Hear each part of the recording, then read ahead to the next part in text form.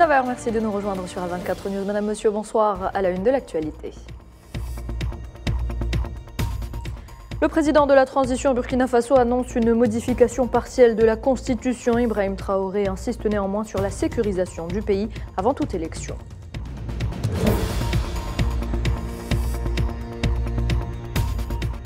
Les liaisons aériennes entre la Libye et l'Italie reprennent ce samedi après une interruption de près d'une décennie à raison de 2 vols par semaine.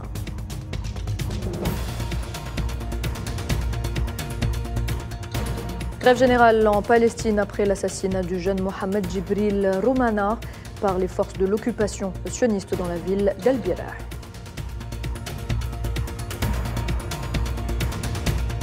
Et puis Vladimir Poutine s'adresse à la nation russe dans un discours télévisé à l'occasion du premier anniversaire du rattachement des régions ukrainiennes.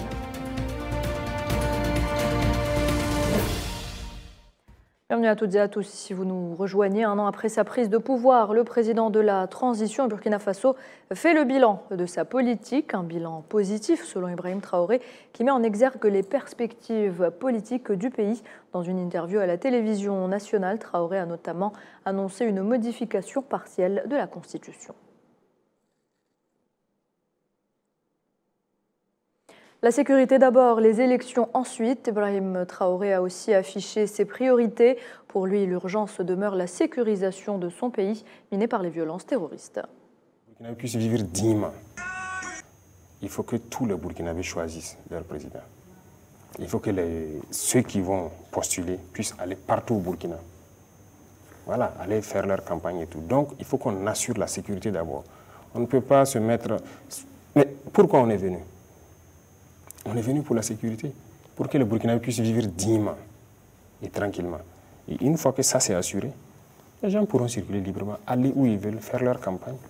Et là, permettre à tous les Burkinabés de choisir leur président. Ce n'est pas une priorité, ça je vous le dis clairement. C'est la sécurité qui est la priorité. Et toujours sur le continent, plus de 3300 membres de la mission multidimensionnelle intégrée des Nations Unies pour la stabilisation au Mali ont quitté le pays depuis le début du processus de retrait de la mission onusienne qui doit prendre fin avant le 31 décembre de cette année. Selon la mission onusienne, à ce jour, 2680 membres de la force et 596 membres de la police des Nations Unies ont été rapatriés. Les Gabonais, de leur côté, sont dans l'attente du changement. Un mois après la prise de pouvoir de l'armée qui a suivi l'annonce de la réélection d'Ali Bongo Ondimba, d'immenses défis politiques et économiques se dressent devant les nouvelles autorités. C'est trop tôt de l'évaluer. Il vaut mieux être patient parce qu'un mois, ce n'est pas beaucoup, 2 mois, c'est non plus assez. Mais c'est peut-être à partir de 3 mois, 6 mois qu'on pourra voir ce qui ne va pas par rapport aux attentes. Pour l'instant, je ne peux pas évaluer. Mais j'observe. Je souhaite que le couvre-feu soit simplement retiré parce que déjà, je n'ai pas observé de problème de sécurité dans la ville ou dans les autres provinces du Gabon. Donc je pense que par rapport aux structures ou des sociétés qui œuvrent la nuit, je pense que ce serait idéal quand même. Pendant son discours, il avait parlé d'eau, que tous les Gabonais doivent avoir de l'eau, doivent être alimentés. Nous, précisément dans le quartier Mélène ici, nous avons des tuyaux placés, mais jusque-là, on n'a pas encore de l'eau. Et le président Oligui, jusque-là, il n'a pas encore touché du doigt ou bien il n'a pas encore lancé une activité pour que les gens de la SCG viennent contrôler ce qui s'est dit. Et jusque-là, on attend, il n'y a pas des avancées. Par rapport aux mesures qui ont été prises par le président de transition, je reste convaincu et je crois que par les mesures qui ont été prises, les choses vont s'améliorer positivement. Et j'espère de façon personnelle trouver une aide qui me permettra d'ouvrir mon entreprise. Au Soudan, le conflit armé a fait quelques 5,5 millions de déplacés, selon un rapport publié par l'Organisation internationale pour les migrations. Près de 4,3 millions d'entre eux viennent de Khartoum, la capitale, où les combats sont les plus intenses. Environ 1,2 million de réfugiés soudanais ont pu traverser la frontière vers les pays voisins.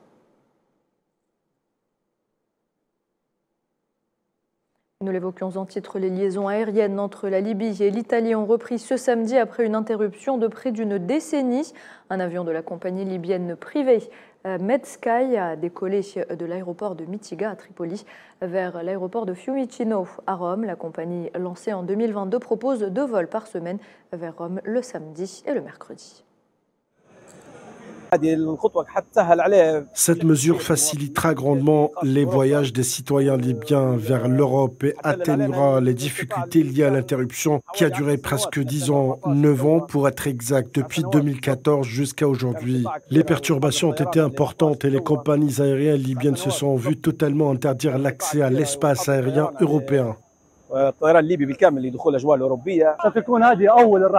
C'est le premier vol direct vers l'aéroport de Rome et avec l'aide de Dieu, de nouvelles destinations en Europe suivront bientôt.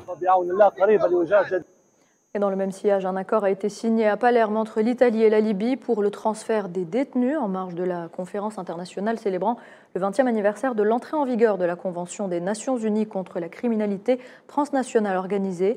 L'accord prévoit notamment que les détenus sélectionnés pourront purger leur peine dans leur pays d'origine après une procédure d'évaluation au cas par cas. À propos de l'Italie, 177 passagers, dont plus de la moitié sont des migrants, ont été évacués ce matin d'un ferry reliant l'île italienne de Lampedusa à la Sicile après qu'un incendie se soit déclaré dans la salle des machines. Le ferry avait à son bord 150 passagers, dont 83 migrants et 27 membres d'équipage, selon les gardes-côtes.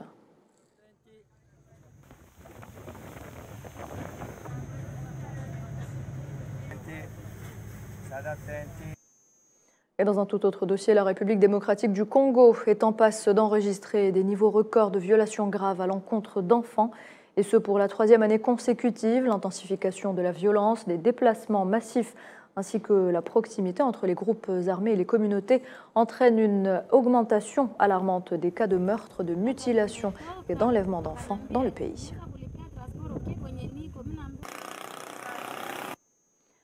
Au Proche-Orient, le jeune Palestinien Mohamed Djibril Roumana a succombé à ses blessures hier soir causées par les balles des forces de l'occupation sioniste à Jabal al-Tawil, dans la ville d'Al-Birah, près de Ramallah. L'armée sioniste avait empêché une équipe du Croissant-Rouge palestinien de prêter assistance à Mohamed Djibril Roumana, ainsi qu'à un autre jeune Palestinien blessé dans les mêmes circonstances. Ce nouvel assassinat a conduit à une grève générale ce samedi à Ramallah et dans le gouvernorat d'Al-Birah. Tous les commerces ainsi que les établissements d'enseignement ont été fermés suite à l'appel à la grève lancé par le mouvement Fatah. Et puis sachez que la compagnie aérienne yéménite Yemenia Airlines a décidé de suspendre ses vols reliant Sanaa à Amman ainsi qu'à d'autres villes jordaniennes.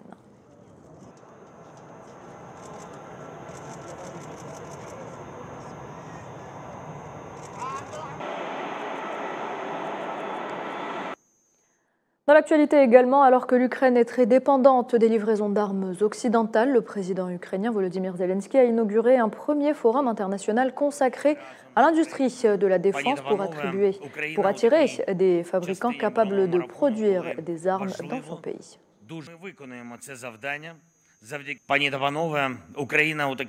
L'Ukraine se trouve dans une phase de course à l'armement où il est très important, voire crucial, d'avancer sans reculer. Nous sommes intéressés par la localisation de la production des équipements nécessaires à notre défense et des systèmes de défense avancés utilisés par nos soldats. Nous avons créé la première flotte de drones navals au monde qui rend la présence des navires militaires russes inutile et les fait disparaître. Nous essayons de créer pour l'Ukraine et pour l'ensemble du monde libre un potentiel de défense qui constituera notre force. De son côté, le président russe s'est adressé dans un discours télévisé à la nation russe à l'occasion du premier anniversaire du rattachement des régions ukrainiennes. Vladimir Poutine a déclaré que les habitants des régions d'Ukraine sous contrôle russe avaient réaffirmé leur choix fait il y a un an de faire partie de la Russie lors de référendums dénoncés comme illégaux par les pays occidentaux. Poutine a déclaré que le choix de rejoindre la Russie avait été renforcé par les élections locales organisées ce mois-ci qui ont élu des responsables favorables à ce rattachement. Il y a un an, le 30 septembre, un événement déterminant et véritablement historique a eu lieu. Le choix libre et sans équivoque de nos frères et sœurs a été soutenu sans réserve par le peuple russe. Nous avons compris et ressenti profondément la chose la plus importante. En défendant nos compatriotes du Donbass et de Novorossiya, nous défendons la Russie elle-même. Ensemble, nous luttons pour la patrie, pour notre souveraineté, nos valeurs spirituelles, notre unité et notre victoire. Et pendant ce temps, le Haut-Karabakh est presque entièrement déserté par ses habitants, avec plus de 100 000 réfugiés arrivés en Arménie. Selon les autorités arméniennes, l'ONU a annoncé l'envoi d'une mission pour évaluer les besoins humanitaires.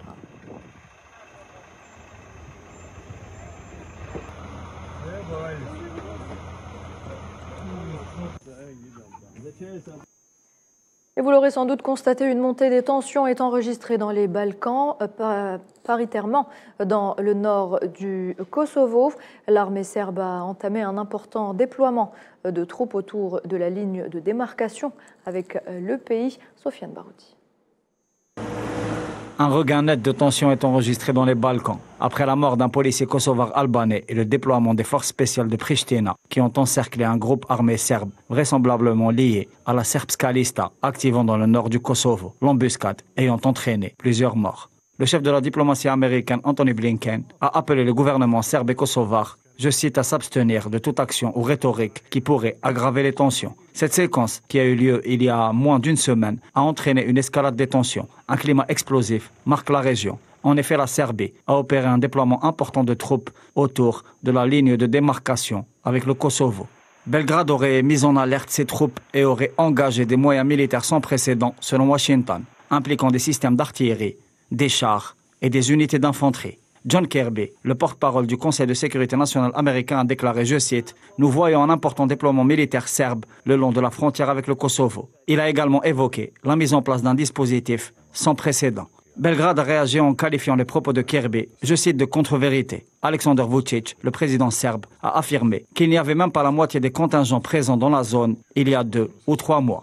D'un autre côté, les forces de l'OTAN présentes dans la région depuis 1999, la KFOR, devraient aussi se voir renforcées. Des sources médiatiques invoquent la disponibilité de troupes britanniques à cet effet. Le secrétaire général de l'Alliance de l'Atlantique Nord, Jens Stoltenberg, a déclaré, je cite, « Nous prendrons toujours toutes les mesures nécessaires pour maintenir un environnement sûr et sécurisé, ainsi qu'une liberté de mouvement pour toutes les personnes vivant au Kosovo ». Des sources médiatiques affirment également qu'un responsable de l'OTAN aurait confirmé la volonté de renforcer la présence et l'activité de la KFOR dans le nord du Kosovo, évoquant la possibilité d'ajustements supplémentaires. Pour rappel, cette force a déjà été soutenue il y a quelques mois par le déploiement de quelques 500 soldats. La situation dans les Balkans est donc marquée par une augmentation des tensions, ainsi que par de véritables risques d'escalade belliqueuse dans cette région sensible du vieux continent. 55 morts et plusieurs dizaines de blessés. C'est le dernier bilan de l'explosion survenue près d'une mosquée hier dans la province du Baloutchistan, au sud-ouest du Pakistan. L'attaque kamikaze n'a été revendiquée par aucun groupe.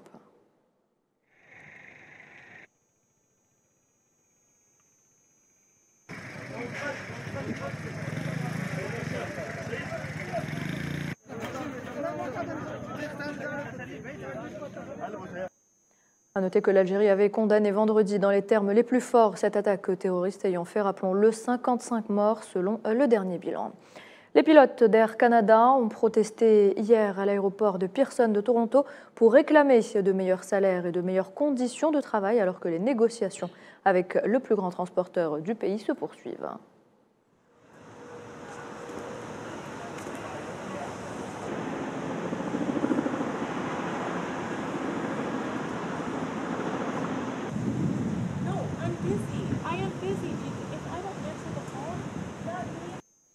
Et toujours sur le continent américain, l'ancien président des États-Unis et candidat républicain à la présidentielle Donald Trump a fait une apparition à la convention d'automne du Parti républicain de Californie. Dans son discours, Trump a notamment souligné l'importance du Super Tuesday prévu pour le 5 mars 2024. Il a également dénoncé sa traduction en justice à cette même date.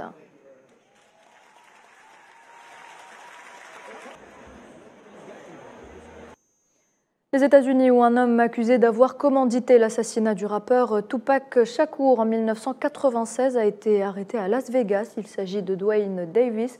Considéré comme le dernier survivant des 4 personnes qui se trouvaient à bord de la Cadillac blanche, d'où ont été tirés les coups de feu visant la voiture de Tupac Shakur.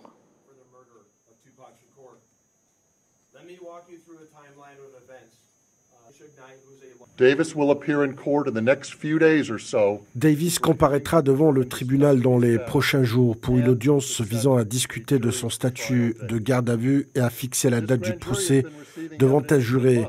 Ce grand juré reçoit des preuves depuis des mois et a déterminé qu'il existait suffisamment de preuves pour justifier le dépôt d'une plainte de cet acte d'accusation criminelle.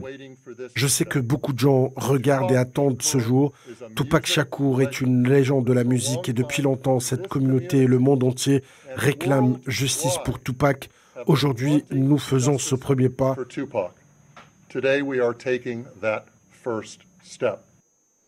On passe au sport avec du tennis. Tout d'abord, la Tunisienne Ons Jabeur, 7e mondiale, a remporté le tournoi WTA 250 de Ningbo en écrasant 6-2, 6-1 en 1h18 la Russe Diana Schneider.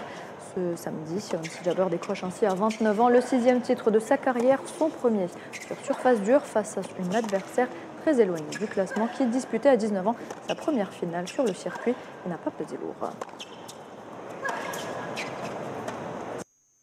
En football, les yeux sont rivés sur le championnat saoudien alors qu'Al Ahli de Riyad Mahrez affronte en ce moment même Al Ittifaq de Steven Gerrard. Le championnat saoudien a désormais un nouveau leader. Il s'agit d'Al Hilal de Neymar qui s'est imposé hier face à Shabab. Salah Faisal.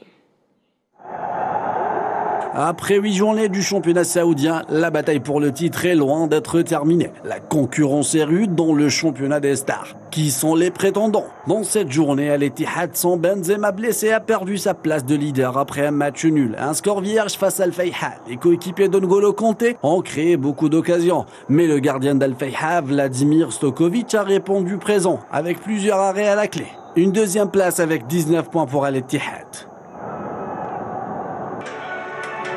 Qui d'autre qu'Al Hilal pour prendre la tête du classement? Vainqueur au derby face à Shabab sur le score de 2-0, mais sans que Neymar trouve le chemin des filets après 3 matchs disputés. Le Brésilien a raté un penalty à la 37e minute. Neymar s'est rattrapé en délivrant sa deuxième passe décisive en maillot d'Al Hilal. Un corner bien botté, Khalidou Koulibaly signe le premier but de la partie à la 67e minute, avant que Mitrovic double la mise à la 76e minute. Al Hilal est nouveau leader avec 20 points. 6e victoire consécutive d'Al Nasr victorieux face à Taï. À la 31e minute, Ronaldo trouve Talisca, un tir de l'extérieur du pied gauche, 1-0. À la deuxième mi-temps, Taï remet les pendules à l'heure grâce à un but de Virgil Messijan à la 78e minute.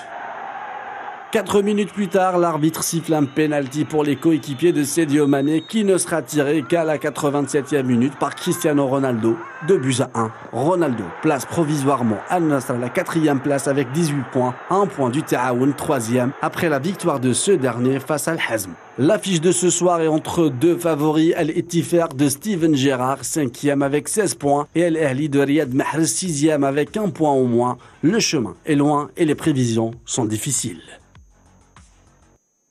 Et voilà, c'est la fin de cette édition. Merci de l'avoir suivi. L'information continue sur Al 24 News. Très bonne soirée et à demain.